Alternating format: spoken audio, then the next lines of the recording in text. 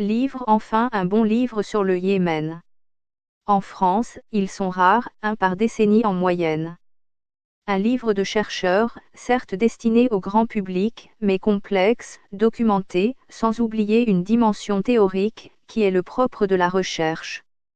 Le Yémen de l'Arabie heureuse à la guerre, de Laurent Bonnefoy, n'est pas une histoire de ce pays de la reine de Saba à nos jours, contrairement à ce que son titre peut laisser croire.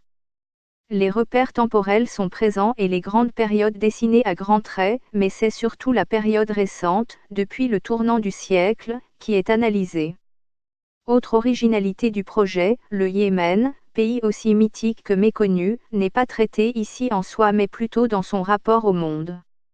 C'est un prisme difficile et original, parfois aride, voire touffu, quand il s'agit d'éclairer les innombrables contradictions de la diplomatie yéménite sous Ali Abdallah Saleh, le président autocrate qui dirigea le pays de 1978 à 2012, président à la réunification des deux Yémen, chassé par la révolution de 2011 avant de revenir en 2014 par la force des armes et allié à ses ennemis jurés, les Houthis, qu'il avait combattus sans merci. Ils finirent par l'assassiner en décembre 2017, au lendemain d'une ultime volte-face. Mais la complexité n'est pas un défaut dans la recherche, au contraire.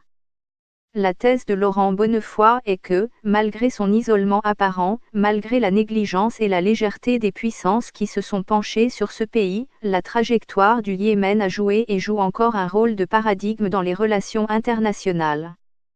Le Yémen est, en effet, un spécimen quasi parfait des ratés de la guerre contre le terrorisme. Comment le pouvoir a eu intérêt à agiter cette menace pour obtenir des subsides, comment les États-Unis ont baissé la garde en croyant avoir gagné au moment où leur relais local, le président Saleh, ruinait tous ces